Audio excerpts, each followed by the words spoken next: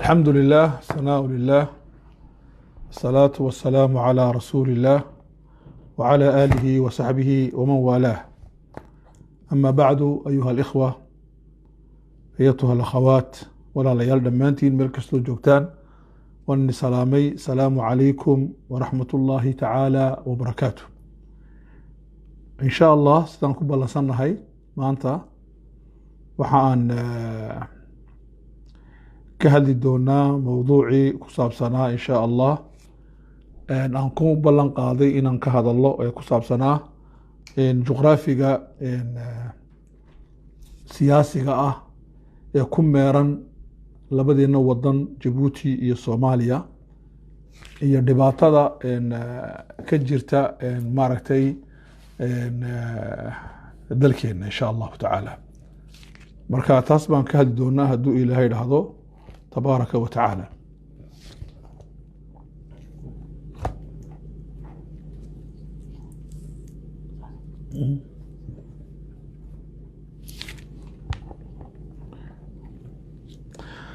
اوكي marka alxamdulillah walaalayaal mawduucani waa mawduuc aad u adag waa mawduuc aan u baahanahay maanta inaan ka hadalno waxa loo yaqaano aljughrafiya siyasiya geopolitiga Djibouti geopolitiga ama politicalka jughrafiga ee Soomaaliya waxaan ognahay in ay wadanadan Ilaahay uu inaga dhaliyay ee leenahay jamhuuriyadda Djibouti iyo Soomaaliya inay ku meeran tahay dhibaatooyin aad u fara badan waxa ku meeran tahdiidaad baa ku meeran waxa menaasyo yaa ku meeran threat yaa ku meeran menaasku waa waxba hadidaya wadanadan muhadidaad baa yaala aad u adag oo wujuudi ah jiritaankeena ayaa halis ku jira marka maxaa ah muhadidaad menaas maxaa menaaseynaya maxaa inagu haya halis arintaas baan ka hadlaynaa. arinta labaad waxaan ka hadlaynaa makhaatir risk maxaa riski ah Soomaaliya maxaa riski ah Djibouti maxaa riski ah maxaa ina haysta riski oo adag oo nolosheena jiritaankeena halis ku ah arinta labaadina waa arinta weyn. arinta saddexaad waxaan ka hadlaynaa taxadiyaad deviyo waxaan ka hadlaynaa challenge marka maxaa challenge natural ah challenge politic ah challenge siyaasi ah challenge militaire ah challenge strategy ah challenge civilisation ah challenge culture ah maxaa inagu meersan deviye maxaa inagu meersan taxadiyaad iyo mashaakil maxaa inagu meersan yaan ka hadli doonaa. marka maxaa inii sheegay walaalayaal waxaa inii sheegay waxaan ka hadlaya wax weeyaan waa waxa loo yaqaano jughrafiga siyaasiga ah maanta waa mawduuc aad u adag weeye siyaasiyiinteena haddaad aragtid Djibouti ha joogaan amba Soomaaliya ha joogaan siyaasiyiinteenu ha noqdaan kuwa raba inay xukunka qabsadaan amba ha rabaan kuwa ahaadaan kuwa xukunka haysta inta badan waxay ka fikiraan waxa maanta jooga problemyada maanta jooga maxaa ina haysta maxaan kursiga seen u gaadhnaa sidee ninkan haysta iska ridnaa haddaan Djibouti joogno dictatorka haddaan Soomaaliya la joogana farmaajo sidee loo eriyadaa sidee farmaajo uu kursiga u joogi karaa waxaas baa laga sheekayaa faqad laakiin lagama hadlo maxaa devi ah challenge maxaa hor yaala ummadan meeshan degan labo lagama hadlo makhaadirta riskiga lagama hadlo maxaa riski ah maxaa halis ah maxaa ina haysta halis ahaan oo jiritaankeena halis ku ah lagama hadlo menaaska tahdiidaadka almuhadidaat oo unu kala saari doono dhowr iyadana intaaba lagama hadlo marka maxaan meesha marka aan sheegay saddex arrimood madaxaha lagu hayo. ikhwaani fillah waxaan ka hadlayno waxaa la dhahdaa jughrafiga siyaasiga geopolitik amba waxaa la dhaaf Soomaaliya hadaan macdilo waa Soomaaliya Djibouti iyo jughrafiga siyaasadeed jughrafiga aad dhigateen ardayda aad ku dhigateen iskuulada maaha jughrafiga Djibouti ay ku taala waxaan ka sheegi doonaa Soomaaliya ku taala iyo xuduud leedahay maxaa jira politigooga waxa kama hadlayno waxaan ka hadlaynaa waxa loo yaqaan political geography amba jughrafiya siyaasiya iyaan ka hadlaynaa insha Allah ta'ala. mawduuca marka aan ka hadlayno waxaan kaleeto oo soo qaadan doonaa dhowr arrimood oo muhiim ah oo taariikhda u muhiim ah. horta cilmiga la yiraahdo jughrafiga siyaasiga waa cilmi muhiim ah wuxuu ku tusayaa dowladani haddii ay waxaas oo dhan u haysto oo maaragtay challengia uu haysto riskiya ama trad u haysto amba u haysto maxaan ku dhahdaa meenaas u haysto intaas oo dhan hadday haystaan saddexdaa shay ay iskugu tagaan dowladdaasi intee bay socon kartaa markaan eegno waxayna haysta ma soo noqon kartaa Soomaaliya siday ahaan jirtay iyadoo waxaa ku meersan uu ku meersan yahay dadkeeguna sidaa ay yihiin ay aan arki doono ay yihiin Djibouti ma suurtagal baa inay ka baxdo waxa ku meersan iyadoo sida ay tahay dadkeegu ay yihiin ma ka bixi kartaa iyaana ka saari kara su'aashu waa taas waxaan isweydiinayno waxaa cilmiga la yiraahdaa political geography amba se af Soomaali haddaan ka dhino juqraafiga siyaasadda intaanan macnaynoon definition muxuu yahay erey bixintiisu taariifkiisu muxuu yahay intaanan sheegin waxaan jecelahay qofkii ugu horeeyay ee cilmigan soo saara wuxuu ahaa Aristotle amba Orosto waayo Orosto waxa weeyaan waa filosofkii Greek ahaa wuxuuna ka soo saaray wuxuu yiri dawladii si ay dawlad u noqoto dawladii si ay u badbaado dawladii si ay nolosha u wadi karto dawladii si ay uga bixi karto challenge-ga adag riskiga adag iyo tradka adag ee meenaaska adag waxoo dhan si ay uga bixi karto dawladii waxay u baahan tahay buuri laba shay isagu waqtigiisa Aristotle wuxuu yiri kow waxay u baahan tahay xajmi sukaani lidawla inay dawladdu yeelato tiro fara badan waa inay xajmi yeelato tiro macquula waa inay yeelato oo adag oo barigaade 100,000 200,000 malyan waa inay gaadho waa inay xajmi yeelato labo waa inay yeelato masaaxo dhul ballaaran waa inay yeelato oo kala duwan oo le ma aragtay bari oo le buuro oo le bad waa inay yeelato si ay u noqon karto dawlad nolosha hagi karta wadi karta isagu waqtigaas aaba jirtay leen waqtiga xitaa ma ayna jireen waxaan loo yaqaan imika mondialisation amba globalization ma ayna jireen waqtigiisii Aristotle ragii marka dambe aad u daba guray cilmigan la yiraahdo juqraafiga siyaasiga waxaa kamid ahaa ninka dhada Strabo Talyaaniga ahaa iyo Ibn Khaldun carabkii weynaa amba ninkii muslimka ahaa ee cilmiga ijtimaaca amba cilmiga bulshada sociology number 1 ka baxay dunida tan Ibn Khaldun isagu waxay ka eegeen iyaku dhinaca xayaatu dawla nolosha maxaa u keenaya dawladdu inay noolaato waxay soo qaataan dawladdu waa kaa'in waa wax jira waa sida qofka dawladdu way dhalataa dawladdu way kobacdaa dawladdu way kortaa dawladdu way weynaataa dawladdu way duqowdaa dawladdu way jirataa dawladdu way dhimataa way babaadaa waxaas oo dhan waxa qof jira uu leeyahay xayawaanku uu leeyahay bay dawladduna leedahay Ibn Khaldun dhakaabu isagu ka eegay ninka la yiraahdo Frederick Ratzel oo Jarmal ahaa isagu uba qorayba al-jughrafiya siyasiya geopolitique buu ka qoray political geographiga 1897 isaguna wuxuu baaray dawladaha culculus sidii barigaas Ingiriiska Faransiiska Talyaaniga Jarmalka maxaan ku dhahdaa Spanishka Portugiiska wuxuu baaray mustacmaraadka ay haystaan intee lekeed taaba nolol siinaysa Ingiriiska waxa nolol siinaya Mareykanku xukumayay barigii hore Canada haystay wuxuu haystay Hindiya haystay wuxuu haystay Asia inta ugu badan wuxuu haystay Afrika wax badan ka haystay dhulka wali ugu barwaaqaysan marka dawladda Ingiriiska waxa dhisay al-mustacmaraat marka noloshooda waxa uu ka hadlay wuxuu ka hadlay dawladda iyo iqliimka wuxuu ka hadlay waxa loo yaqaano khudadka planificationka loo dhigo sidii horumar loo sameyn lahaa marka ninka laakiin maanta ugu khatarsan adduunkan aan ku noolahay ee inaan baranana u baahannahay haddaan nahay dad muslima waa Dr. Jamal Hamdan Dr. Jamal Hamdan waa Masri weeyaan waa nin Masri ah wuxuu noolaa waqtigii Jamal Abdi Nasir ilaa iyo mar dhow buu dhintay Ilaahay ha u naxariisto ninkaas wuxuu la saaxiib ahaa Abdi Nasir wuxuu markaa ka sheekeyn jiray cilaaqada ka dhaxaysa juqraafiga meesha Ilaahay ku dhigay iyo taariikhda iyo waxa aad sameynaysid relationka ka dhaxay muxuu yahay xiriirka dhex mari kara juqraafigaaga iyo taariikhdaada ma taariikhda samaysa juqraafiga mise juqraafiga taariikhda sameeya arintaa uu ninkaasi baaray wuxuu gaaray markii dambe inuu juqraafigu taariikhda sameeya aynan taariikhdu juqraafiga sameyn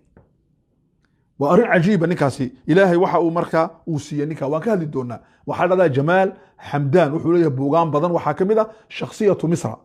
شخصية مصر با كميدا ليبي وحكا قري وحدة العالم الإسلامي مدني مدى الدنيا مسلمة بوك في عن بوكا قري ودنيا مسلمة سيدا أمارة استراتيجي ويهي مهم ويهي وحونا صوصاري كلمة إميكا وحولي العالم الإسلامي ناجح في الجغرافيا السياسية فاشل في السياسة عالم كإسلامكو دينا الجغرافيا السياسية وناجح ماشي وكيالو أهمية أوليهي قروح أوليهي وانا فاشل بوري مركا لأيغو دينا دقن كسياسية عالم كإسلامكو وفاشل بوري لأنه وحو بدلي كري وايه جغرافيا سياسي فعل سياسية جغرافيا بوليتيكالكا وحو بدلي وايه أكشن سياسية أكسيون بوليتيك بوكدي كري وايه جيو بوليتيك مركا أو فاشل مي إذن عالم كإسلامكو سوى شاقيا مركا waxaa ninkaasi دكتور جمال حمدان baa dhacdaa waxa uu lahaa arday waaweyn waxa kamida doctorkii weynaa Cabdulwahab al-Masiri oo arday u noqday oo cilmiga anthropology-gana aad buu yaqaanay ninkani maartay Jamal Hamdan cilmiga insaanka sukaanka wixii la mid ah bini aadanka aad buu yaqaan waxa kale oo arday u noqday Maxamed Xasanayn Haykal filosofkii weynaa istaraatiijiga Masriga ahaa ee dhinaca amni qawmiga waxa loo yaqaano security nationalka ninkii khatarka ahaa iyo isaguna arday u noqday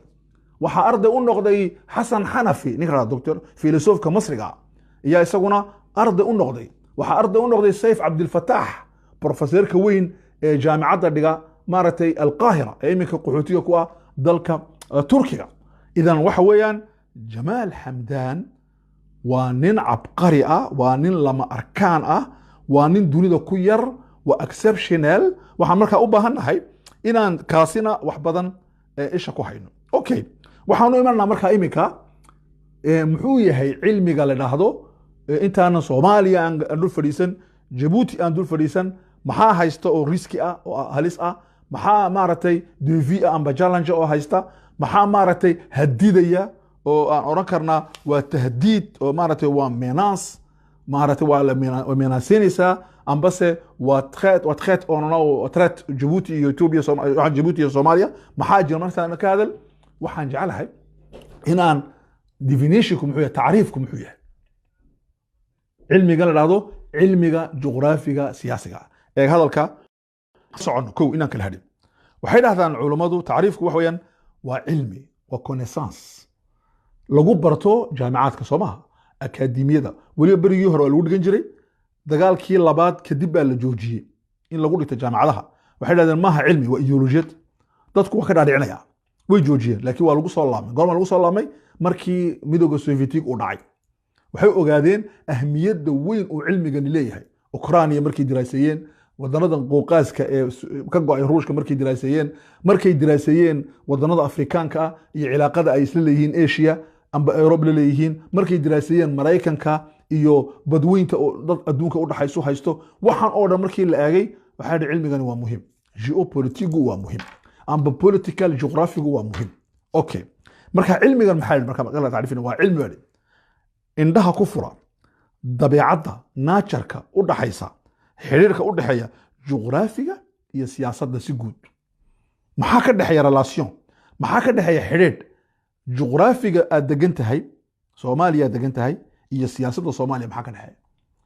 juqraafigu ma isaga sameeya siyaasadda Soomaaliya mise siyaasadda Soomaaliya juqraafiga sameeysa su'aashaas waa muhiim okay juqraafiga Djibouti iyo siyaasadda maxaa ka dhaxeeya qaraaraadka siyaasiga ah ee uu qaadanayo ninka madaxa ah haduu yahay Djibouti inuu xukumo sidii Xasan Guuleed Allah yarxamo Ismaaciil Umar Geele amba uu Maxamed Siyaad Barre iyo kuwii ka horeeyay iyo kuwii ka dambeeyay qaraarka ay qaadanayaan iyo juqraafiga meesha ay degan yihiin maxaa ka dhaxeeya marka muxuu leeyahay cilmiga taariifkiisu wuxuu leeyahay waa cilmi indhaha ku furaya nature-ka dabeecadda ay leedahay xiriirka u dhaxeeya juqraafiga iyo siyaasadda waa kow labo kadibna wuxuu bilaamayaa inuu cilmigaasi dhaadhaco uu ku dhaadhaco siyaasadda iyo juqraafiga in yar ugu dhaadhaco si uu u soo saaro ta'siirka iyo ta'asurka si uu soo saaro sidee buu u raadeeyaa juqraafigu siyaasadda sidee siyaasaddu u raadaysaa juqraafiga marka siyaasaddu sidee juqraafiga u raadaysaa juqraafiguna sidee siyaasadda u raadeeyaa ووحن لو يقانو التاريخ إي الجغرافيا أوكي بوليتيكالكا تاريخ ذو ومحي وفلك إنسان كوحو سمين نولشا وصعد كنولشا تاريخ ذو جغرافيقنا وماشي للدقية أوكي intaas markaan isla garanay ikhwaani fillah waxaanu imanaa ninkan la yiraahdo Jamaal Xamdaan wuxuu yiri kelimad cajiiba waan u baahannahay maxaa yeelay waxaan ugu baahannahay waxa weeye arinta aan maanta eegayno waa arin saddex arrimood leh kow waxaan eegayno waa Soomaaliya iyo Djibouti Soomaa waxaan eegaynaa saddex arrimood baan eegaynaa kow mushkiladda amba tahdiidka amba waxa loo yaqaan DV-ga afka Faransiiska amba waxa loo yaqaan challenge-ga afka maaratay Englishka intuu leeyahay xajmigiisu intee leegtahay kow waa arintaas hadday tahay makhaatirta riskigu intuu leeyahay hadday tahay tahdiidku maaratay meenaasku intuu leeyahay meenaas maxaan argagixinaya intee leegtahay okay waa saddexda intee leeyihiin laba waxaan eegaynaa cumqiga waa maxay intee bay gundheer leedahay tajdiir intee xididaysan tahay ilaa halkee baa uu taagan yahay waxa loo yaqaano challenge intee buu taagan yahay riskigu intee buu taagan yahay waxa loo yaqaano maxaan ku idhahdaa tahdiidku meenaasku intuu taagan yahay okay taasina waa midda labaad midda saddexaad ee eegayna waxa weeyaan intee baan karti u leenahay inaan fahno oon kadibna la falgalno waxaan inagu meersan intee baan karti u leenahay inaan fahno wacyigeenu maankeenu maskaxdeenu intee fahmi kartaa kow ma haysanaa aaliyaadkii aan ku fahmaynay waxan labo diyaar ma u nahay ka hortageega waa saddex ma diyaarinay dadkii ka hortegayay waxan waa afar saddexda arrimood oo mid kastiba ay kasii hoos baxayaan waxyaalo fara badan ayaa inoo taala markaan ka hadlaynaa intuu leeyahay dhibaatadu riskigu maaratay tahdiidku intuu gunaysan yahay gu gaadhsiisan yahay inteen diyaaru nahay okay inta aan waxa aan gelin Soomaaliya aan dul fadhiisan in yar Djibouti aan dul fadhiisan waxaan rabaa inaan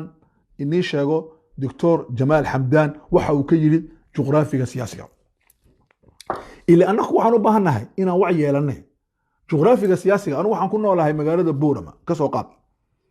anu magaalada Boorama ku noolahay Soomaaliland yaan ku noolahay Boorama waa magaalo xuduudda Ethiopia u jirta in yar juqraafiga siyaasiga ee Boorama muxuu yahay inaad baratid khutuurada waa inaad garatid anu waxaan ku noolahay Djibouti intee loo yacdo u jirtaa waxa u jirtaa 40 mitr wana caasimadii intee u jirtaa Galiila waxa u jirtaa 100 kilomitir 100 kilomitir buu jirtaa Galiila Ethiopia caasimadeena xuduudeedii Djibouti marka dhibaatada siyaasadeed ciidan ee haysatay amnigu intuu leeyahay waa inaan garan karo marka waa inaan cilmiga la yiraahdo juqraafiga siyaasiga aan garan karo marka ahmiyadda cilmigan uu leeyahay ayuu ka hadlay ninka la yiraahdo حمدان دكتور جمال حمدان وحول دغيسو سفي عنا اسكو دغيسنو وحولي جغرافيا سياسيغو ماها اخريس عادي او اخرينيو جغرافي تي جغرافيا دغيرنا ماها ان لو دغاي ودكو انتاسو ليهي ان شيغي دون wax kamida dhulku intaasuu leeyahay baddu intaasay leegtahay waxaaba ka baxa intaasoo geela intaasoo adhiya ma hayn buu juqraafigu waxa weeyaan buuri waxa uu ina baraya cilmiga dhado istiraatiijiga halkee ku taala Soomaaliya meel istiraatiiji ku taala mise meel istiraatiiji ahayn hadday ku taala meel istiraatiijiya may tafciilisay istiraatiijigi Soomaaliya may ka faa'iideystay may dhaqaajisay mise waa laga faa'iideystay dad kale ka faa'iideystay waa question su'aal Djibouti waa meel istiraatiiji ku taala ma laga faa'iideystay mise way ka faa'iideystay waa arrin muhiim arrintaas marka waxaan ka hadlaynaa muxuu leeyahay Dr. Jamal Hamdan wuxuu leeyahay maaha in la akhrinayo lecture maaha lecture maaha la akhrinayo juqraafiga dabiiciga natureka ee waxa la akhrinayo waxa weeyaan cilaaqada ka dhaxaysa dhulka istiraatiijiga iyo cumqiga dadku waxay leeyihiin foonga gunta ay leeyihiin culture ahaan dadkani culture-kooda dhaqankooda muxuu yahay soo jireenkii ma dhaqan shaqaa ma dhaqan hurdaa ma dhaqan dagaalba ma dhaqan nabadeedba civilisation may lahaayeen dheer oo ay karti u leeyihiin inay dib u sameeyaan mise waxa ayaan dad nolosha ma dhow bilaabay waxaas oo dhani ayuu cilmiga eegaa juqraafiya siyaasiya wuxuu kaluu eegaa maxaa ku meersan meesha la degan yahay oo khatar ah oo saddexdii aan sheegnay diviyadii amba waxa loo yaqaano challenge-gii waxa weeyaan riskigii amba wixii loo yaqaanay risk of Englishka riskiga Faransiiska amba loo yaqaan afka Carabiga makhatirtii halistii iyo waxa loo yaqaan tahdiidkii maxaa hadidaya maxaa weerar nagu haya oo loo yaqaano menace maxaa menaceynaya bon okay marka inta isla fahano ikhwani fillah wuxuu yiri sheekhani marka Dr. Jamal Hamdan ilaahay u naxariistay juqraafiga siyaasiga waa taa geopolitics waa ka political juqraafiga waa ka wuxuu ku yiri meel kale wuxuu isku dayaa Jamal Hamdan inuu markuu akhrinayo geopolitics markuu akhrinayo juqraafiga siyaasiga markuu akhrinayo wuxuu isku dayaa inuu ka soo saaro geostrategy علاقة كده حيث استراتيجية جغرافية iyo juqraafiga politicalka Soomaaliya oo kale waxa isku xidhaa sheegi doonaa badweynta Hindiya iyo badii Casayd iyo badii Carabta waa saddex meelood oo muhiim ah waxayna leedahay xeeb dheer oo xeebta Afrika ugu dheer beelaha okay dhinaca kale ta Soomaaliya dad ay aaminsan yihiin Soomaalidu dhulka qaateen bay xidhiidh la leeyihiin Kenya iyo Ethiopia okay marka maxaa meesha yaala waxaa yaala waa arin halis ba tahay markaas dadkani waxaa dhiga dhaxaya dagaal boqolaal sano jiray ilaa iyo Axmed Guri iyo Hortiiba jiray raxmatullaahi calayh oo rabna inaan ku baabiino hadal yar oo dhowrano wallahi dad walaalan ho Afrikaan ba wadanaho saaxiib baan ahaan jirno waa wixii waa la iloobayo imika waa la dhex galaayo waxaan wax taariikhi ah oo camiiq ah oo qofka ku gundalsan idan sidee ula dhaqmi waxa la leeyahay waa geopolitics isku bedeliya geostrategy strategical geography wuxuu ka dhalanayaa maaratay political geography ayuu ka dhalanayaa waa labo arinta kale waxa weeyaan waxyaalada waara waxa kamid ah dhulka geographiga iyo qofka dul fadhiya way waaraan laakiin waxa isbedela waa taariikhda isbedesha taariikhdu way isbedeshaa imika Djibouti markii xorriyada la qaadanayay meel kasti oo la joogo oo adduunka la isku yimaado Soomaaliya waxay u doodaysay Djibouti xorowdo Ethiopia waxay oranaysaa inay xoroobin Djibouti haddii xoroobaysa aniga la isu cisho okay arintaasi juqraafiyan Djibouti halkaan bay taalay Soomaaliya halkaan bay taalay Ethiopia halkaan bay taalay laakiin maxaa jiray taariikhdaas bedelaysay maantana maxaa dhacay madaxweynaha Ethiopia booqasho ku yimid Djibouti waxaana lagu tilmaamay xiriirka Djibouti iyo Ethiopia ka dhaxeeya inuu yahay xiriir dhaafay saaxiibtinimo oo gaaray walaaltinimo saaxiibtinimo uu dhaafay wuxuu socdaa walaaltinimo kalimaadka la iskama isticmaalo kelimada walaal baan nahay waxay ka dhantahay waa Suudaan iyo Masar waa Soomaaliya iyo Djibouti waa walaal weeyaan laakiin wadanada kale waxa la isticmaalaa asxaab baan nahay France iyo Djibouti waa asxaab ma fitanadi walaal maaha Mareykanka iyo wadan kale oo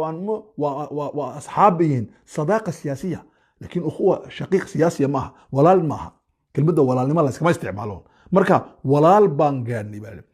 marna dawladda Ethiopia ma aynan oran min Haile Selassie ilaa Mengistu Djibouti hal xorowdo ilaa laga dhaadhiciyay Djibouti markii xorowdo Soomaaliyana kuma biirayso waxay noqonaysaa dawlad kaliya u taagan okay isla markaasina waxay aaminsan yihiin dad fara badan oo Ethiopiana inay Djibouti ka mid tahay Ethiopia oo waxay taalaa wasaaradaha waaweyn waa wax qoran idan waxaan u baahanay marka waxa oo inoo hor yaala inaan akhrino juqraafigu isma bedelo laakiin taariikhdu way isbedeshaa taariikhda marka ayaa wada dad baa wada muxuu markaa sameeynaya ninka Hamdan wuxuu ku leeyahay juqraafiga iyo taariikhda sameeyo taariikhdu juqraafiga ma samayso arinta qaar baa ku haysta laakiin anagu waxaan leenahay waa arin dhaba okay arinta saddexaad uu ka hadlo wax weeyaan wuxuu ka hadlaa ninkani la yiraahdo Jamal Hamdan cilaaqada ka dhaxaysa juqraafiga iyo taariikhda iyo ficilka actionka qofka iyo siyaasadda afarta shay nasiij dun baa ka dhaxaysa duntaasi waa maxay dun bay ku tolan tahay dun iyo ku tolan tahay juqraafigii bini aadanka dhul fadhiya juqraafiga yaa taariikhda samaynaya bini aadanka taariikhda samaynaya actionka isagaa samaynaya actionka uu samaynaya waxaa ka dhalanaya politik baa ka dhalanaysa baa ka dhalanaysa okay markii magaalada maqala la qabtay maqala markii la qabtay magaalada maqala markii la qabtay sida ay dowladda Itoobiya sheegtay ciidanka Itoobiya ay maqala galeen wafdigii ugu horeeyay dibadda u baxaa wuxuu noqday madaxweynaha Itoobiya islaantaas hagee imatay Djibouti imatay dadku way aqrin kari lahayn balse waxay dadku aqrinayaan waxyaalo fawda ah oo beena waxay ku leeyihiin lacag bay daba socotay waxay ku leeyihiin waxbay daba socotay waxay ku leeyihiin daba socotay min la juqraafiga siyaasiga ku qasbaya juqraafiga wafdina waxa loo diray Suudaan wafdina waxa loo diray Kenya laakiin wafdigii ugu adkaa waxa loo soo diray Djibouti limaada waxaan ka arki doontiin markaan ka sheekeynayo juqraafiga Djibouti yaa ka arkisid maxay soo doontay islaantan ay ka soo doontay Djibouti waxba ina akhrino weyn oo ku akhrino labadan cilmiyeed ni sheegay juqraafiga siyaasiga political juqraafiga ka dhalanaysto استراتيجية بوليتيكالكا الاستراتيجية الجغرافية أما الجغرافيا الاستراتيجية لبداس هذا إندو ديالو ويدين واحد آخرنا سوى حنجري حتى انفورماسيون هاي سيتاف رونا هنقضه لكن سيدات أو توظيفيني فوكسيوني ماذا سيدو شغيسيني انفورماسيون هاي سيتي سيدو تحليليني ما حد كنت تحليليني أريد أسينه مهم أريد أفراد يعني كان وحريفة كوها وحوية حمدان وصوصاري وحويان جغرافي يجيبوا آخرني مثل هذا مثل أفراد سياسة ديبو جغرافي ديبو أخرني تاريخ ديبو أخرني سياسة ديبو أخرني بلشة ديبو أخرني بلشة دي تيار واحد أكشن كبوليتيك أكشن كفعل كإنساني أكسيون يا سمية إليت كسمية لبنان تسمية مجتمع أنت أقو عقلك بدن أقو سياسة بسمية لكن بلشة سيقول نشاي بلشة وضعك أكون نول سيقول نشاي علاقة جيبوتي يكاد حيث إثيوبيا محيطها علاقة الصومالية إثيوبيا كده حيث علاقة الصومالية كينيا كده حيث محيطها علاقة بدن نقدر حيث محيطها بدن أنا كون لنا ما أنا كله بيصدق على بدن عص يعني دول فردينه مضيق على باب المندب ما أنا كله بيصدق على تهديدات كان يجدونا مناسك وأنت قول لي ما أنت يعني يركضونا بدن ما أنا كله بيصدق عليه بدن ما كيف يديسنا مسوى اللي كيف يديستا وحب أنا كم فايزنا بدن كلهم ما كلا صبحنا عنا بس لكن بدن واحد دحيا لا بدن استمارة واحد دحمرية ولا عند ضغط وأكيدونا مركا بلشدينه اجتماعيا سيتاي علمي الجغرافيا السياسية كشكرية شن علمي الجغرافيا السياسي هو حبارها صدح الريموت أو انترس مهم ياك اللي يراد ولي خاصة الصوماليات الريج جيبوتي وحن أشجعها وحن إني أخريان إخواني في الله زمن القراءة وزمن كي أخرستها زمن الدراسة وزمن كي أتيد كوين وحلا دراسية زمن البحث وزمن كي وحلا بارية رشارش زمن العودة إلى المراجع لقول لا من ريفرنسية وين أدوك يلا وزمن كي معركة أكاديمية عقلية أكاديمية إنا يرنو مسكح أكاديمي إنا يرنو وزمن الفعل والانفعال وإنا وحسمينه وحن لغو سمينينا وحكا علينو وكجوابنو ما هينا لو فكرو ما ها urudan gaaladu ay noo sameeyeen in baraya sidii la isku gudayo see gacmaha loo dhaqaayo see cunto loo cunayo saan caruurnahay la waxaan rabnaa inaan samaysano ururo cilmi ah oo waxan baara okay arinta shanaad baaray Jamal Hamdan waa maxay wuxuu baaray waxa loo yaqaan al mawdi' wal mawqi' wal ab'ad mawqi' waa maxay wadankan meesha uu ku yaalo حقوق هي الجغرافيا العالمية صوماليا هي كتالا الجغرافيا العالمية جيبوتي هي كتالا الجغرافيا مثلا ما تشجع دونه هل هي كتالا ما حي لها امبورتانس أهمية محو ليها أهمية ماشي أكو تالا وضعك كيالو محو كجواب يا استراتيجي أهان ماشي أتكو تالد محي كجواب يساعد وموقع لبا أريد مهم كبحي وموضع إيه ضدكو يسكو خلطان موضع يا موقع اسكوين بقى مسمى ما يسكوين بها ذاك عربي قالوا لي سيرتو موضع وحويان وبنيدا وسيد او ديسن yahay dhulku juqraafi ahaan mabuura bariba ma la deegaan ba u badan yahay mise dhul la degu ku badan yahay ma beeru leeyahay ma xoolo ku nool ma maaratay ma hawadiisu ma kuleyl ba ma dhaxaad ba ma qabowba biniyada juqraafiga hadday tahay dabiici nature iyo hadday tahay bashari bini aadambaba waxaa kaloo uu ka waramaa mawdicu wuxuu kaloo ka waramaa ta'siirka waxaas uu ku leeyahay qofka bini aadamka insaanku soo fikiraa taasina waa arrinta labaad marka waa mawqici iyo mawdici arrinta saddexaad waa maxay uu ka waramo al-abcaad abcaadku waa maxay waa dimensionka abcaadda uu leeyahay abcaaddaasoo maxay ka tahay waa wadankan dadka ugu dhow suu ula dhaqmaa juqraafigiisu annaka matalan soomaaliya jabuuti yaa noogu dhow etoobiya noogu dhow eritrea inoogu dhow kenya inoogu dhow carabta inoogu dhow muxiidka inagu meersan meeshan inagu meersan dhaqanka aan la dhaqanno waa sidee amba ay noola dhaqmaan maxay naga aaminsan yihiin maxaan ka aaminsannahay maxay naga rabaan maxaan ka rabnaa maxaan la wadaagnaa maxaan ku kala duwannahay waa muxiidkii waa kii dhowaa iyo ka fog maxay soo dooneen jabaanku muxuu ka doonay inuu jabuuti ka samaysto meel u dego shiinuhu muxuu soo doonay muxuu talyaanigu soo doonay jarmalku muxuu soo doonay turkigu muxuu soo doonay qatar maxay soo doontay imaaraadku muxuu soo doonay waxaan adduunkan meesha isku yimiday maxay naga soo dooneen waa maxay maxaa dhahdaa abcaadi weeyaan waa waxaan u bixinay dimension amba dimension weeyaan abcaadu maxay tahay dimensionku muxuu yahay waa waxa ka dhalanaya wixii aan aragnay mawqici meeshaad ku taallay iyo juqraafigaagii iyo dhulkaagii iyo taariikhdaadii iyo cilaaqaadkaagii waxa ka dhalanaya resultaaga waxa ka soo baxaya markay isla tafaaculeen isla falgaleen ay isla sheekaysteen maxaa ka soo baxay waxaa baa dhahdaa abcaad marka cilmiga geopolitigu ama political juqraafigu waxaasuu baadhaa waxaas ayuu baadhaa waxaan u baahanay marka aan waxaa kaloo la dhahdaa waxaan u malaynayaa maanta dad fara badan yaro weerarayaan weerar maaha laakiin waa cilmi cilmigu weerar maaha alxamdulilah rabbi alcaalamiin yo waxaa la dhahdaa ninkan jamaal xamdaan iyo ninkii kale fardarek muxuu ahaa ninkii sheeg muxuu ahaa jarmalka ah fardarek buu ahaa magaciisa meel baan ku qoray daawe fardarek razal waa jarmal waa ninka qoray buugga geopolitiga political geographiga wuxuu qoray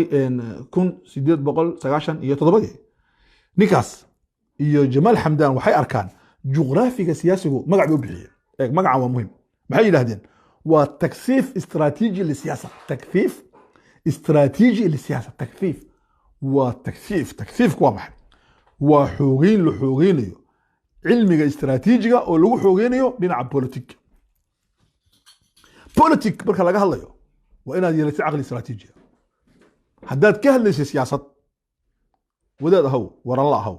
mufakir ahaw intellectual ahaw aqoonyahan ahaw siyaasi ahaw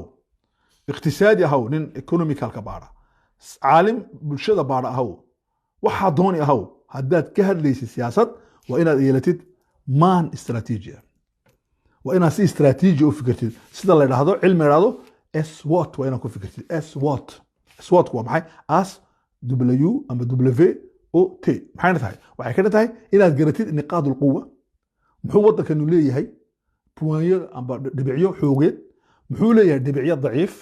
muxuu haystaa fursado amba oo maaragtay opportunities muxuu haystaa oo horumar ku gaari karo maxaa tahdiidaada threat maxaa menace ah intaas marka aad caqligaaga oo ku jirto waxaa la dhahdaa qofka waxaa haysta waa qof taxliilin kara ya daba guri kara furfuri kara ka daba tagi kara baari kara war ka keeni kara war ka bixin kara siyaasadda okay marka muxuu leeyahay jamaal xamdaan iyo fardarek razal maxay leeyihiin waxay leeyihiin labaduba waa ninka masriga muslimka iyo ninka jarmalka ah ee maaragtay reer galbeedka labaduba waxay leeyihiin waa taksiifku waxa waa xoogeyn dhinaca istiraatiijiyadda la xoogeynayo siyaasadda weeyaan okay arrinta labaad wuxuu aaminsan yahay jamaal xamdaan juqraafigu waa cilmun istiraatiijiyun aqwa min ataariikh waa saynis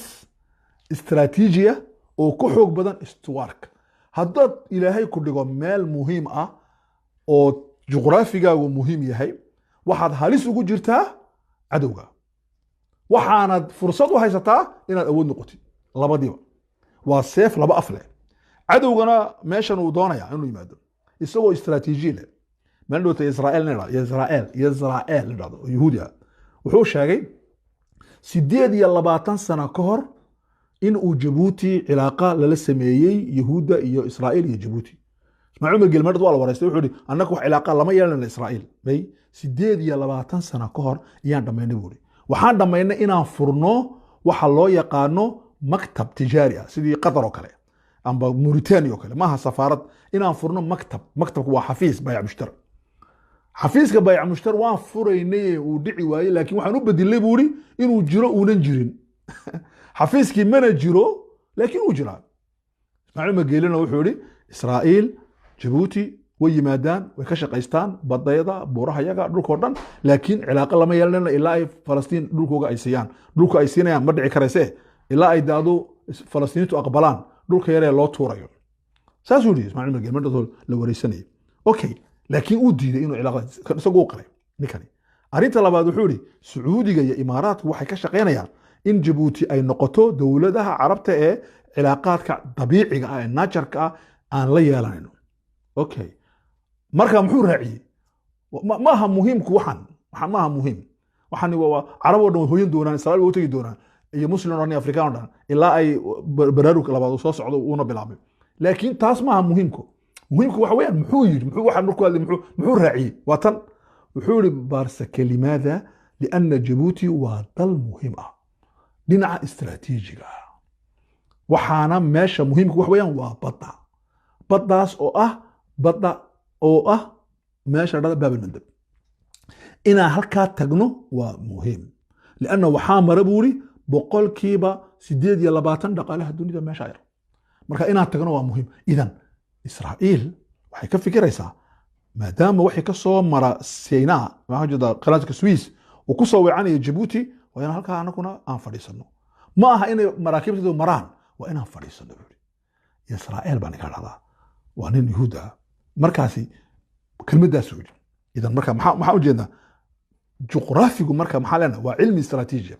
وحكم مهم سيء هي تاريخنا لكن محوري مركز نيكل هذا جمال حمدان محوري بارسكي لماذا؟ لأن الجغرافيا تحكم وتصنع التاريخ جغرافيا حكومة سمايانا تاريخنا meeshan importance-ka ay leedahay bay taariikh u samaysaa Soomaaliya importance-ka uu leedahay Soomaaliya yaa keentay in ay taariikhdii Axmed Guri ay samayso importance-ka ay Soomaalidu leedahay yaa keentay in ilaa iyo maanta wadanada Carabtu ay naga horjoogaan inaan gaaska soo saarno amba aan soo saarno batroolka meeshan ahmiyadda ay leedahay baa keensanaya in loo diido in aan yeelano waxa loo yaqaan mawaani amba dikado amba boorar annaku aan leenahay oo naloo maamuleyn taaba keenaysa in loo yeero madaxweynaha Puntland loo yeero madaxweynaha Somaliland loo yeero madaxweynaha Djibouti loo yeero madaxweynaha Kismaayo loo hagee la keeno dhamaantood looga yeero magaalada Dubai laana Dubai waxay rabtaa inay waxa adduunka boor jira ay xukumato limaada liana ma rabto inay soo baxaan juqraafi la baratama wakin juqraafiga siyaasiga adiguna waxa tahay juqraafi la baratay matid juqraafi ka badinaya tahay waa ka muhiimsan tahay carabta waa ka muhiimsan tahay meesha ilaahay ku dhigay waa ka muhiimsan yihiin waa loo weecanaya meesha la dhahdo imaaraadka adii lagu soo weecanayo saani baa lagu soo maraya waxaad fadhidaa dariiqi qawaafishu marka bari hore qaafiladku ay lugeyn jireen iminka wadanka Azerbaijan la dhahdo ee la isku diray maartay Turkiga iyo Ruushka iyo Faransiiska la isku haystay Armenia maxay muhiim u ahayd iminka la maxay muhiim u tahay waa meel la maro waa marin waa la mara waa dariiq lagu qasban yahay in la maro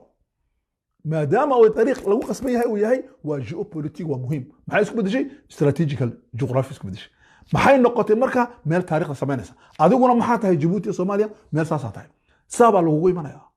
sida baa lagu diidayna horumar samaysid okay marka waa maxay juqraafigu isaga sameeya taariikhda maanta burburka Soomaaliya juqraafiga sameeya in Soomaaliya la burburiyo oo meenaas bay la Soomaaliya tahay waxay meenansanaysaa dhaqaale carbeed waxay meenansanaysaa dhaqaale dad kaleeto marka waa in la burburiyo dad baa waxay sameeyeen Soomaaliya is burburisay waa qiraa'ة سطحية واخر سطحي وكمد ان عقلينا هرده قل هو من عند انفسكم مسكحدينا هردينا كقيب قشي لكن وانا لا تشري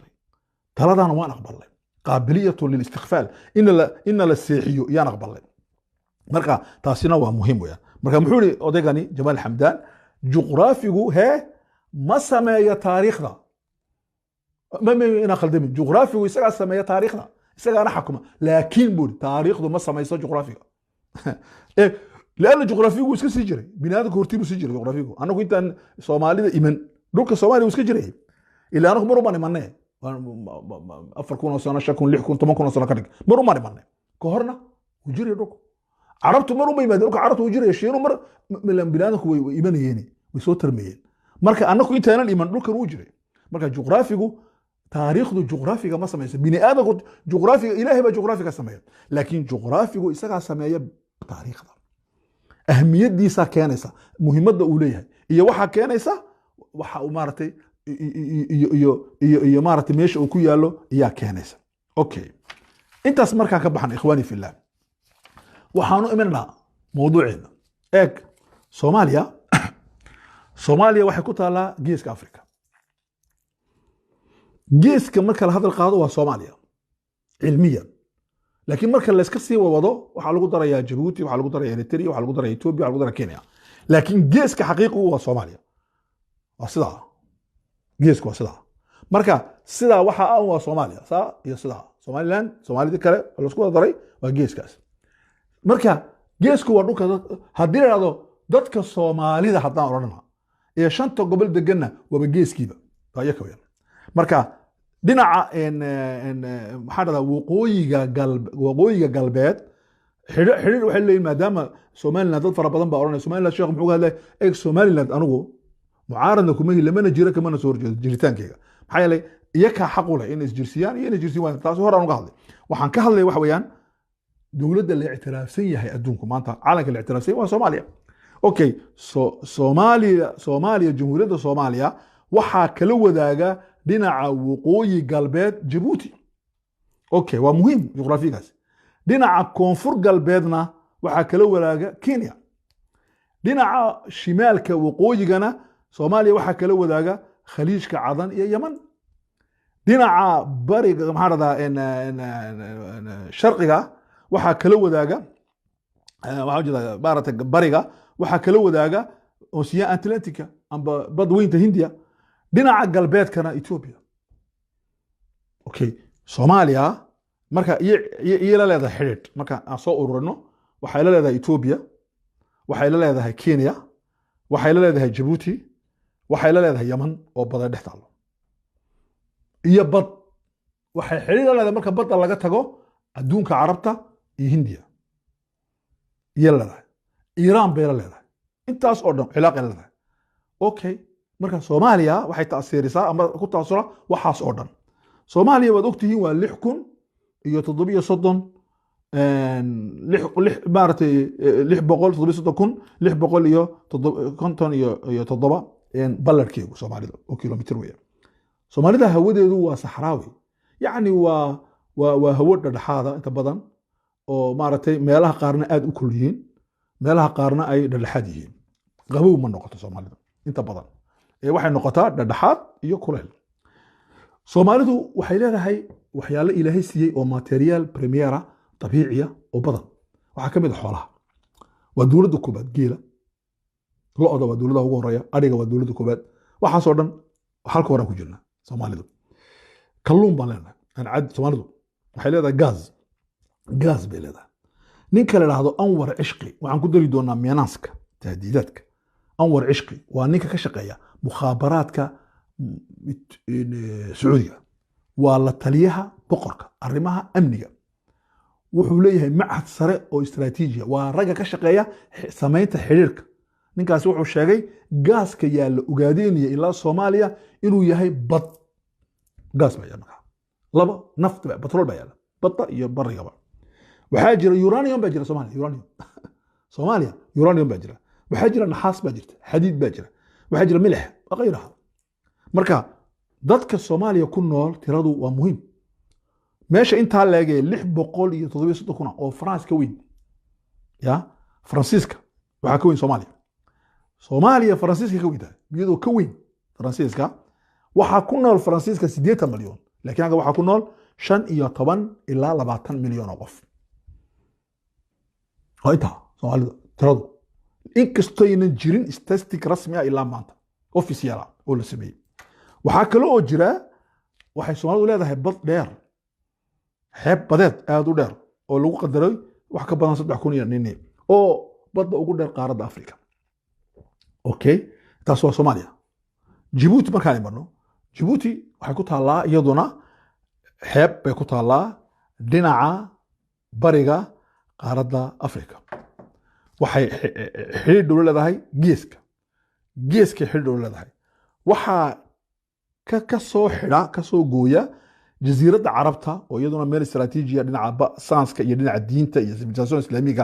islamic civilizationka xadaaradda islaamka. waxaa kala gooya un madiiqa yar xiriirka yar dhacdo baab al-mandab, yacni dhowr iyo 20 kilomitir baa u dhaxeeya Djibouti iyo Yemen. kaabad haddii la sameeyo amba bridge haddii la sameeyo oo lacag loo helo sidii hawaawigii Ismaaciil Umar Geelle waa la tagi karayaa, waa la dhamayn karayaa. marka waa muhiim. dhinaca galbeedka waa muhiim. xaggani waa inaad u fiirsatiin xuduudda Djibouti istaraatiijikan waa muhiim. dhinaca galbeedka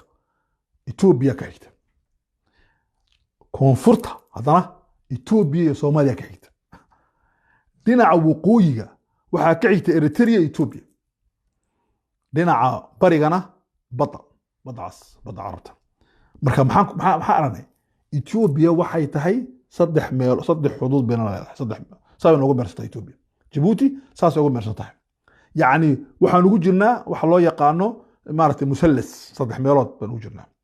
saa bay noqon tahay. intaa baa naga furan bas. intee furan? inta aan badda aan cilaaqo ka leenahay. intii kaleetoo dhan 3 meeloodba hadday tahay galbeed, hadday tahay koonfur, hadday tahay waqooyi, intii maxaa jira Ethiopia waxaan leedahay xuduud. waa xuduud mustanacoo la sameeyey, gaal baa sameeyey.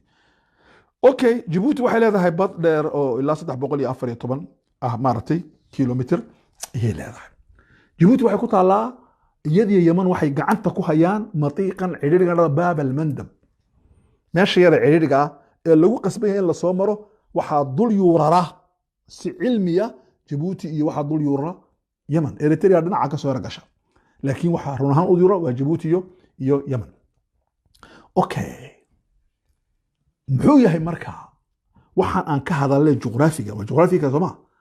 juqraafigan Djibouti dadka ku nool waa imisa? waa 1 milyan. yacni dhulkuna waa 23,000 oo kilomitir. 23,000 oo kilomitir iyay degan yihiin 1 milyan oo qof. geopolitigo eg. marka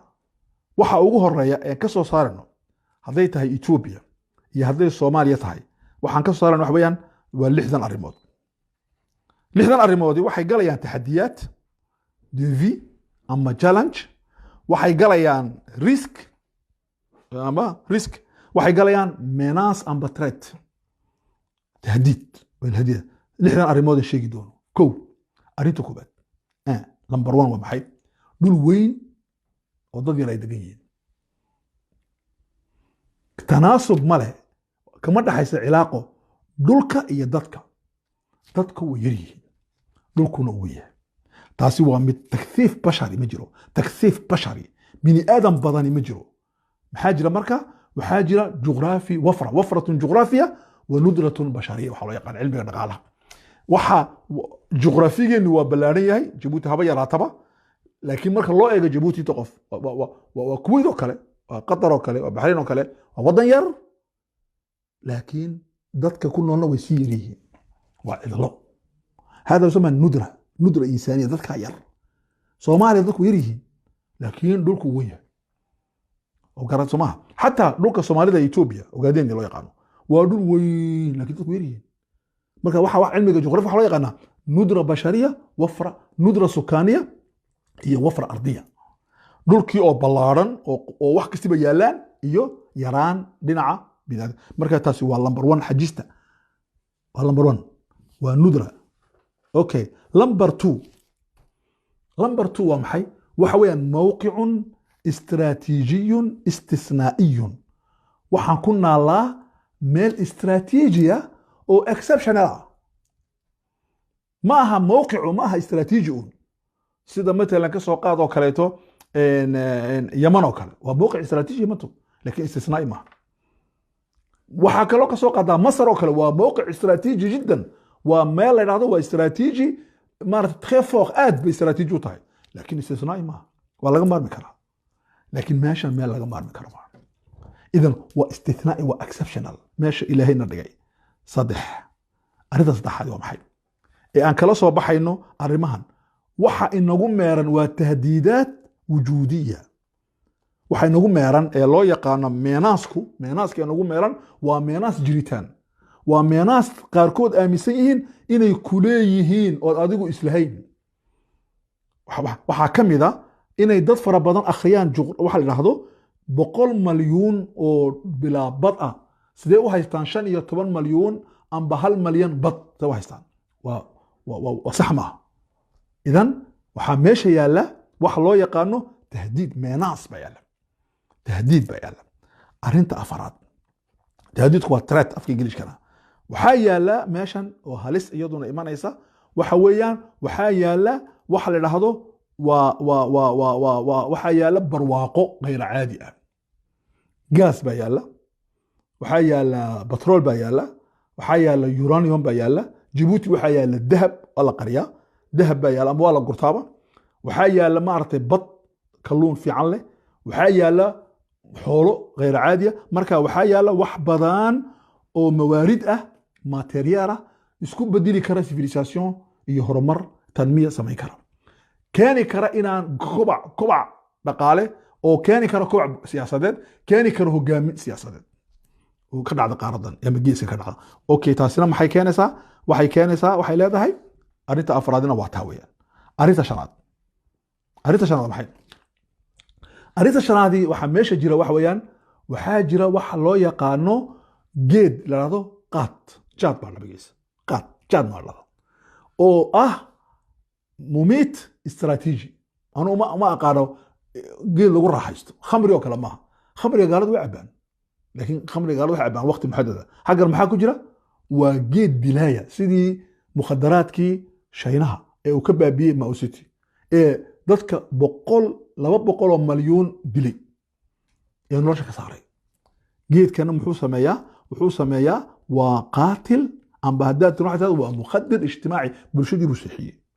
bulshadeeni buu dhaqanka ka bedelay haddaad u fiirsatid markay baarlamaankeenu ay doodayaan qaar baa hurda qaar baa hameensanaya qaar baa madaxweynayaasha markay shaqada qaar baa yani waa ceebaheena ka mid ah qofka bini'aadamkii maba noolaba marka arrintaasina waa arrin muhiim ah maaha in Kenya ku dagaalanto laabudda waa in jaadka la iibsado jaadkaygu waa inuu Soomaaliya tago kama dhigno quraata faqad inay dhaka dhaqaalaha ka fikirayso برسنتاج كم حقلا جات كل قالها مارتي دولة كينيا بقول كيف هالمقالو مقالو إثيوبيا بقول كيف عشان مقالو جات كردنا إثيوبيا كمان صوماليا جيبوتي ما كشتغل أدوك الجينو مقالو لكن وحقلا استراتيجي وحقلا مال مهمة ومدري هذا صومالي ومدري هذا عنفر ومدري هذا جيبوتي ومدري هذا صوماليا أيوسيحيا واستوارها كسارة أريتها سوينا عشان كويسين أريتها أقدم بيسا شناد وحوير اللي حد وبطة ويان موقع وحكم ميسان وبطة ويان بطن دير كسماية كبلاميسة تجورة كل مانسة بطن كسماية دوشي ده كسو بلاميسة كل مانسة تجورة وجيبوتي انت أوضح حيث وردن waxaa degan dadkaas isku diinta isku afka isku dhaqanka isku luqadda iyo degan waxay taxakumayaan 100 milyan oo qaaradda Afrika ku jirta haday wax fahmaan way oo ay la fahmaan Eritrea iyo waliba meesha raado Suudaan way xiranayaan qaaradda Afrika qaybta soo socaysa idan aqligan waxa ba yaala waxa muxuu markaa yahay dawladaha waaweyn way fahmeen dawladaha carabtu way fahmeen Turkigu uu fahmay ولذلك سياسته معها association جمعية خيرية معها سياسته أورو سمفلا معها سياسته والضم لكن أدوغنا وين الضم يلتي ولذلك يا إخواني في الله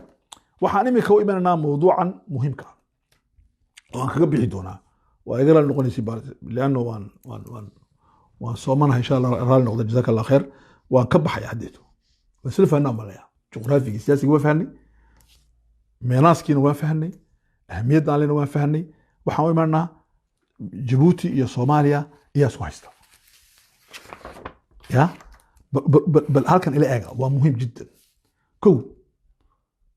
وحاجرة ودنا لدى إثيوبيا وبقول يطبن مليون أوقف إياه كان بروبليم هستا أو بلامي بروبليم كتكريو ما هو بروبليم عادي وكذا دونا وحلو يقنا جغرافيا سياسية إثيوبيا وكذا دونا جيوبوليتيك إثيوبيا ما كشيء دونا يدبسها هستا لكن أنا تاكم هالليمك إثيوبيا سدي إنه أركتها وواحد كاني مدحوينه إثيوبيا إنه يماد جيبوتي خطبة أي كجيديسي بارلمان كجيبوتي دغيستا آخرين هذا الكلام معان وحد آخرين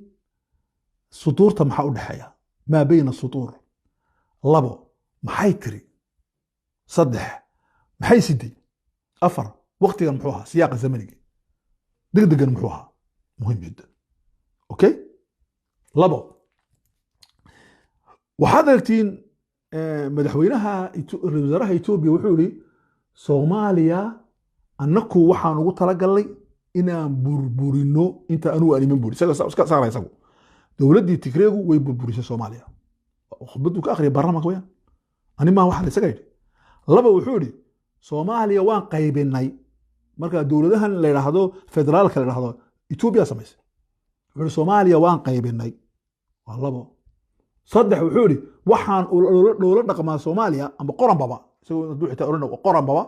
Soomaaliya markii Itoobiya dhaqmaysa lama dhaqanto Soomaaliya waxa dhaqataa reeraha la dhaqataa qabaysha استراتيجيك qabaysha loo yiraahdo ugaasiyada loo yiraahdo ولذلك ما إمك وجاسد الله بديه بحوث سعر برر وجاس أدعي لأن وجاس كوح نقد مهم دولة إثيوبيا وكيلة أي كل هذا هي جودها وحابي كوش قيس قبائش كوش قيس مركا ولي جد بحتها هي السلاسة مركو الصوان لهذي قبائش لهذي جمعية قرومها كذا حيث مركو تجي وخد بدك يا أخي محوري صوماليا دولة من قكرت الأنوار هي روا قبائل ما لا يقول عقل الدولة ده عقل الدولة المال وقبائل كإثيوبيا سيوركيسا Soomaaliya wasa سيوركيسا Djibouti maxay soo doontay islaantani waxa ku horeeyay ra'iisul wasaarihii hore Hayle Maryam khudbad buu ka akhriyay baarlamaanka iyaduna ka akhriday laakiin iyadu way ka cilmi badan tahay hadalkii way qurxisay wuxuu yiri marka ra'iisul wasaarihii Itoobiya wuxuu yiri waxaan ku guuleysanay inaan mideyno dhaqaalaha Djibouti iyo Soomaaliya Itoobiya waan mideynay say u mideeyeen kooraanka Itoobiya laga soo qaataa biyaha Itoobiya laga soo qaataa cuntada Itoobiya ka imataa jaadkuna Itoobiya ka imataa iyaduna waxay u baahan tahay boorkeena abadikadeena okay wax walba waa mideen maxay noo hadhay buuli siyaasadda noo hadhay kelmadda way taalaa waa kelmadda uu ka jeediyay inaan siyaasiyan midowno un baa noo hadhay buuli islaamtan markii in Umar u imatay imika ila sheekaysanayso maxay u siidaa qof garanay ma jiro ila waa laga wada baxay labadaas ku soo hadhay maxaa laga sheekaystay siyaasiyan waa inaan midowno muxuu isticmaalay madaxweynaha حكومة برلمانك جيبوتي walaal baan nahay Itoobiya muxuu isticmaalay Ismaaciil Umar cilaaqadeedu waa walaaltinimo marka dadka reer Djibouti waxa laga dhaadhicinayaa in ay suurtagal tahay in Itoobiya iyo Djibouti ay hal dawlad noqdaan wasiirkan wakiil Ardul Habashan oo dad barakaysan baan nahay Ardul Habashan ku jirnaa idan istaraatiijigani ma Itoobiya marka maxay imsatay iyaduna Djibouti inay leedahay ba Hayle Selassie intuuna dhicin mar uu booqasho ku tagay Faransiiska afka Faransiiska aad buu yaqaanay wuxuu ku yiri dawladda Itoobiya dawladda Faransiiska hadii aad ka kacaysiin Djibouti oo calanka siinaysiin u soo celiya dadkii iska lahaa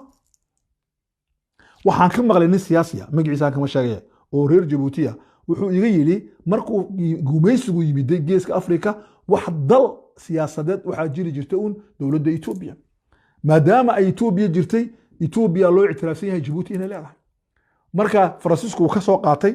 marka muxuu ii sheegay inuu iga qariyay uu celin karayaa waana siyaasi weyn oo culus oo imika dawladda ka xukuma saas uu yiraahdo sheeg arko sheegayna idan istaraatiijigaas iyo rubaysata Itoobiya marka Itoobiya saddex meelood bay Djibouti cilaaqo kala leedahay okay annakana waxaan jira Soomaaliya waxa cilaaqo kala leedahay galbeedka dhul Soomaalida waa haysataa intaas oo dhan waxaa ka muhiimsan waxaas oo dhanna uu inagu meersan yahay marka Ethiopia ma meenaans ba Ethiopia ma riski ba Ethiopia ma taxaddi ba Ethiopia ma challenge ba ya ma deefi ba waa inaan fahanno arrinta labaad ee muhiimka in haga aan fahanno wax weeyaan meeshan aan joogno waa Kenya Soomaalida wax badan bay u tartay markii dagaal qaxootigu dhacay wax badan way ka faa'iideysatay arbax tarbax Soomaalidu Kenya kor bay u qaadeen dhaqaaleega aqliga dadka sawaaxishana kor bay u qaadeen Soomaalidu meeshay tagaan way ka faa'iideeyaan wayna u faa'iideeyaan Soomaalidu waa dad nool markay helaan siyaasad nool ilhaan maanta waxay ku jirtaa kongareeska aqwa dawla fi العالم dawladda adduunka ugu xoog badan waxaa kaloo soo galay 6 nin oo dhalinyaro ah oo habla ay rag isku jiro Soomaaliya iyo siyaasadda Mareykanka galay oo meelo kala duwan ka galay oo ku socda inay hadhow noqdaan kongareeska dhexe iyo baarlamaanka marka Soomaalidu madax bay ka yihiin dhul fara badan Ingiriiska maxaan ku radaa Islanda dhul badan bay ka yihiin madax Canada wasiir buu ka yahay baarlamaanka gobolkan Ontario ya Faisal baa ku jira Axmedna wuxuu ka yahay wasiir waliba wasiir culus buu noqday imikana wasiir culus marka hore wuxuu noqday wasiirka muxuu noqday wasiirka immigration buu ahaa isagii baa qaxootiga wasiirka qaxootiga noqday wuxuu noqday haddana imika wasiirka qoyska iyo kobcinta bulshada waa nin marka qofka Soomaaliga waa qof muhiim ah Kenya way ka faa'iideysatay maanta Kenya lacagta milyaaray ku haystaan maaha milyaaro dollar ku haystaan Soomaalidu dhaqaale ka sameeyeen dadkani oo hindidu ay ku hor joogeen horumarka koonfur Afrika ka sameeyeen meel kasta ka sameeyeen Ethiopia ka sameeyeen okay laakiin Kenya waxay noqotay dawladdii inaga cabsooni jirtay ee Soomaaliya cabsooni jirtay waxay noqotay dawla faacila fi siyaasadda Soomaaliya maxay noqotay faraaq baa jira vid qofka Soomaaliga ah siyaasaddiisu wuxuu noqday iyaa iibsanaya madaxda siyaasadda Soomaaliya ma rajo iyaan u shaqeeyaa marka dee waxay doontay waa tan badii sheeganaysa waa tan bariga sheeganaysa waa tan ciidan waa tan imika kula ciidanka xuduudda yoola celiya oo maxaan u celini ma Kenya soo galeen bas xuduudda Djibouti ku jiraan xuduudda Soomaaliya u jeeda marka aqliga u fiirsa marka Kenya waxay isku bedeshay dawla muhaadina dawlad inaga cabsoota ila dawla mukhifa dawlad in argagixisa okay waxaa jira Eritrea dad beerada anagu haddaan nahay reer Djibouti walaal baan shicibka Eritrea walaal baan nahay laakiin xukuumadda Eritrea saddex shay bay leedahay waa xukuumad dictator ninka la dhado Afwerki waa dictator number 1 Ismaaciil Umar Geele wuxuu noqonayaa miskiin raxmatullaahi wa daran waa khatar arinta labaad ee uu ninkaasi leeyahay waa maxay waa mutacasib kristana mutacasib jiddan masiixiya muslimiinta iyo kristanku waa walaal fi Eritrea laakiin isagu waa mutacasib حتى وداد يرو مسكين هايو مدارس الفلاح لها ودلي خلاص دين او بابي اسلام وكتطر عرفت صدحاد ولي نيكاس maxay ninkaas arin saddexaad ee uu leeyahay waxa weeyaan waa nin la saaxiiba acdaada ummadda haday tahay kuwa maarata ka imanay koofiyada ka imanaysa iyo haday tahay imaaraadba meesha dhanba wuxuu soo dhigay burburka Djibouti buu ka shaqeeyaa dad fara badan baa Eritrean la saaxiibana oo ka soo galnaa mucaaradku la ونكن استراتيجيا بقلديه نكن واني قلدان شعبكيسو ku qaldan yahay maadam wuxuu ku qaban karaa marka taasina waa inaan gar marka Eritreana waa hado istiraatiijiya halka bayno fadhida okay inta markaan ka imano waxa jooga waxa la dhado waddanada carabta markaan xorownay waxay ahaayeen dagaalkii qabooba waa inala jireen Soomaaliyana wax badan bay ka qabatay dagaalkii carabta iyo Israa'iil carabtu markaasi dagaal day waxay ku jireen maarta way noolaayeen Soomaaliya wax fiican bay ka qabatay saadalad ba 74 Soomaaliya lagu daray jaamacadda carabta anagu carabayn laakiin waa lagu daray Soomaaliya jaamacadda carabta okay Djibouti markii xuruuday 70 kaale bal inaguna wad u dhoodiin Soomaaliya afar soo dhoodiin ku soo bir asalkiina qaar baa sheegtay carabi waa lagu biiray wax bay nala qabteen laakiin markii uu soo baxay waxa la dhahdo dagaalkii qabaa u dhamaaday ee uu soo baxay qudbigii dawladda qura ee adduunku isku bedelay dagaal dhaqaale waxay u arkeen inay waddanadani halis yihiin ولذلك إمكا إماراتك سعودية والله يا سقو كينيا جو دولة كينيا كله ديبها اللور ديجو سوماليا إني بترول كلا صباح هلا قالت دقالم سفيرك السعودي فردي كينيا وحالها يا إنه سعودي وكشقيو إنه ملحك سوماليا كسمايستو إمارات كساسو كريتو إمارات كي سعودي ودولة خطرة واحد قد وين قطر يا كويت قطر يا حمد جدا يو تركيا قطر يا تركيا ودولة لجرة شعوبتها خرطوي قلعان خاصة قطر ويكشا لكن وحي لجران شعوبتها كوني مايا ساس معها كوني والثورة المدادة لها والريفولوشن ريفولوشن هذا كور جدا isbedelku ku horjeedaa ta kaleeto waxay ka fikiraysaa imaaraadku inay ku yeelato Djibouti waxay ka dhacwad garanaysid markii waxa soo marka kuwaasina waa saas oo fikirayaan idan markaas waxaas inagu meersa waxa inoo dheer oo inoo soo biiray dawladii reer galbeedka oo meeshan kale ujeedooyin weyn Israa'iil baa soo socota Iiraan baa fadhida Iiraan waxay fadhidaa Eritrea fadhida Iiraan baa fadhida okay maxaa yeelana markaas سؤال مهم waxaan yeelanaa inay saddex arimood la qabto waa muhiim kow u fiirso kow waa inaan yeelano wacyi wacyi waa maxay waa inaan yeelano maan siyaasadeed iyo maan nololeed iyo maan diineed iyo maan ilbaxnimo waa inaan wax fahano weeyaan lianna wax walba waxa ka horeeya fahmiga odiga imaam xasan al-banna rahimahullah dadkii uu toobari wuxuu ku oran jiray الإخلاص يا العلم وحا كهرية الإخلاص يا العمل وحا كهرية الفهم إيه وحا فهمه وحا كهرية إخلاصك إنها تقف في عن قفوا في عناك هذا هو فهم سنين لكن والله شطاري قفلة الصالحين باكو ودعي والله قطقي أوكي عمل في عن بعض ودي براتيكال إنها هرمس ما يساعد دون يساعد لكن مثلا مين كريس هدانا اللهين فهمي إذا ما حاو كهرية فهمي قرآن كان ما حاكو قرآن فعلم أنه لا إله إلا إلهي وحورة علمي ياشا إمامك نويناي البخاري رحمه الله كتاب كيسب إمام صحيح البخاري محوك قري كتاب العلم قبل القول والعمل علمي لا كهر يا أنت آن وحل هذا وحنا لقب وفهمه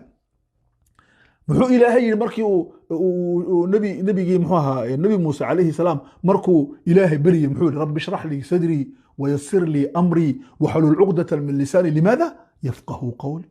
وحان ضدك أشياء ضدك هفهمان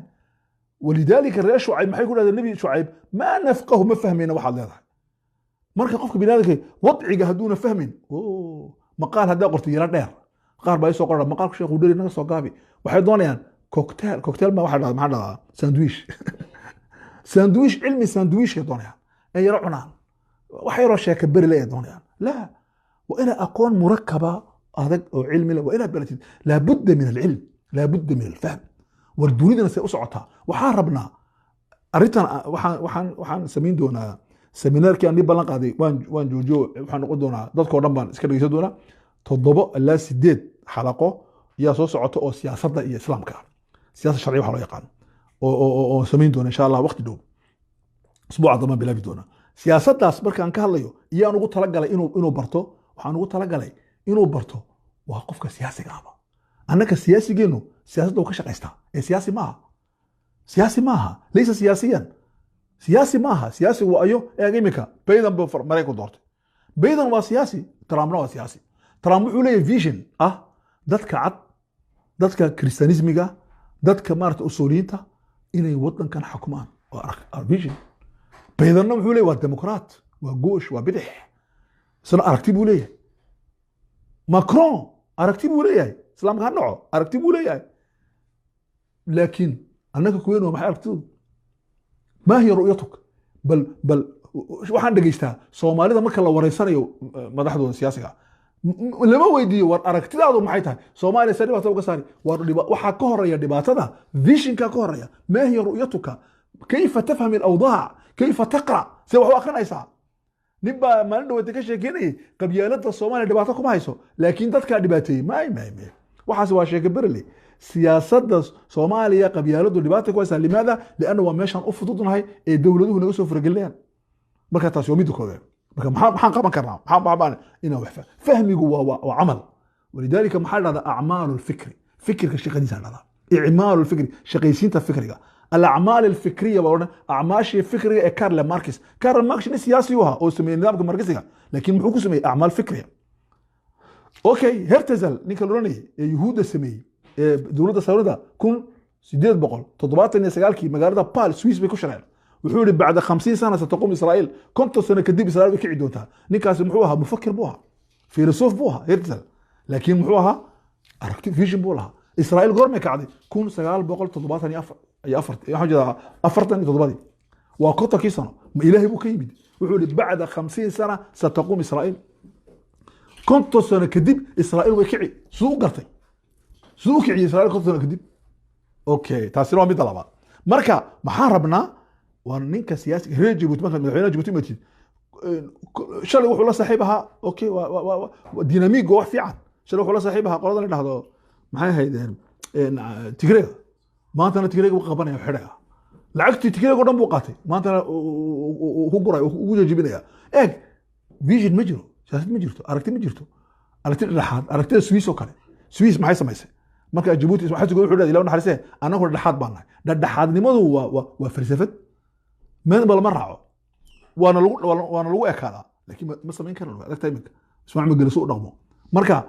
fahmigu waa muhiim siyaasiga Djibouti jooga ka Soomaaliya jooga ninka mufakkirka ninka sheekha ninka daaciga waa inay yeelan xidhado faham waata ku badan arinta labaad لازم بعد الفهم ما كان واحد فهمه waxaan u baahanahay in aan bedilno suluuga siyaasiga dhaqankeena siyaasiga total ma uu khaldan yahay suluuga waa inaan bedilno dhaqan siyaasadeed oo caafimaad qabaan sameeyno suluukun siyaasiyun sihiyun muxuu yahay dhaqan siyaasadeed oo caafimaad qaba muxuu yahay ileen fahmigi juqraafiga fahmaysaa taariikhda fahmaysaa cilmiga fahmaysaa cilaaqaadkii dawliga fahmaysaa dawladaha sida loo shaqeeyo arbax tarbax iyakana macaash ana waan macaashi waxa dhan fahmaysaa laakiin suluugu muxuu yahay suluugu wuxuu yahay habka aad u dhaqmaysa siyaasiyan waa inuu ahaado hab caafimaad qaba hab ku salaysan cilmi ku salaysan cilmi baaris ku salaysan dan maslaxadda ummadda ku salaysan maaragtay dinaamikiye iyo sawaabit ku salaysan kaan waa inaan yeelano waa inaan qabyaaladda aan yarayno oon kubcino xisbiyada aragtiyada siyaasiga waa in dadku xisbi siyaasi waa inaan sameyno waxay ka dhan tahay reer Soomaaliyeed oo leh 10 xisbi muxuu ka dhigaa 10 xisbi leh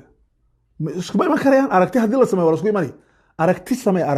aragti liberala aragti communismia aragti islaamiya aragti Soomaaliya qowmi ah aragti samee aragti isku dhex jirta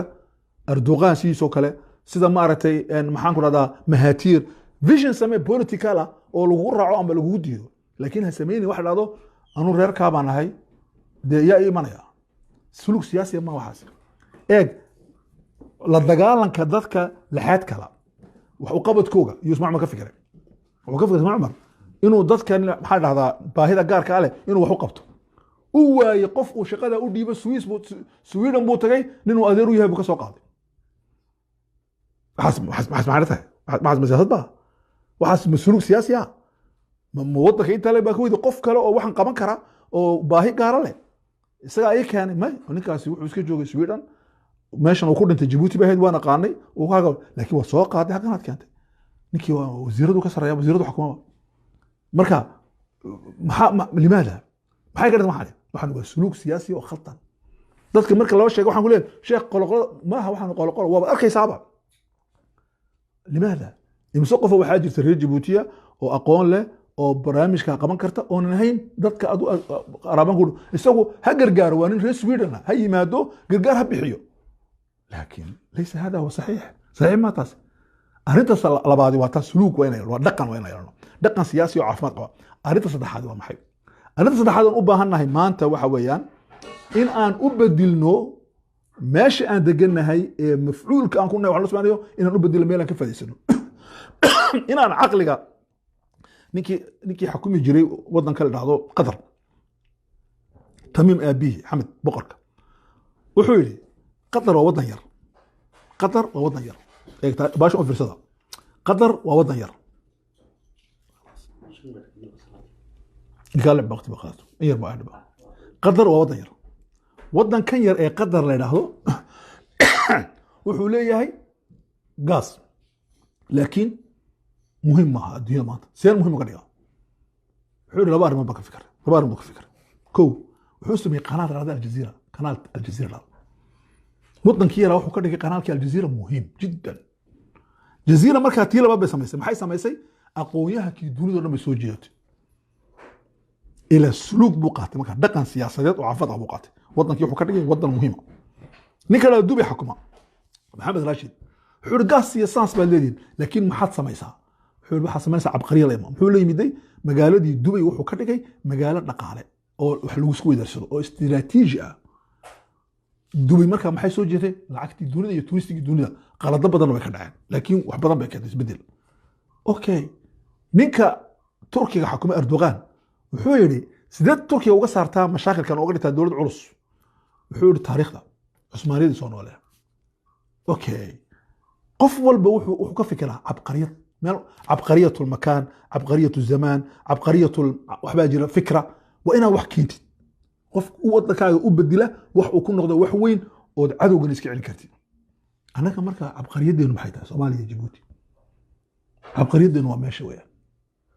waa meesha. iminka waxaan leenahay ilaa waxaan ka tiriyey 6 dikadood min Kismaayo ilaa iyo Tajuura oo muhiim ah. 6daa dikadood waxaan u bedeli karnaa 6 dikadood oo isbuuxiya oo ku shaqeeya fikradda la yidhahdo التكامل الاقتصادي economic ma isbuuxiya, arbax anna macaasho adna tarbax adna macaashti. waa kow. arrinta labaad waxaan u bedeli karnaa meel aan istaraatiijikal ka xakunno geeska Afrika annagoo isfahansan. laakiin markaa taasi maxay u baahan tahay inuu jiro nin siyaasi oo Soomaaliyeed oo reer Jabuutiyaan oo Soomaaliya, waa inuu jiro Soomaaliya oo jira reer Jabuuti jira oo u fikiraya si cilmi ah, u fikiraya si maslaxadda guud, u fikiraya sideen taariikhda u galnaa, ma aha sideen u noolaanaa. saddexda shay waa muhiim jiddan. mawduucan oo kale intaan isku soo noqonayno waxaan niga tagayaa sidaa iyo nabadgelyo, jimco wanaagsan, hala badiyo akhrista suuratul kahf iyo salliga nabiga calayhi salaatu wasalaam. waa mahadsantihiin. wasalaamu calaykum waraxmat ullahi wabarakaatu.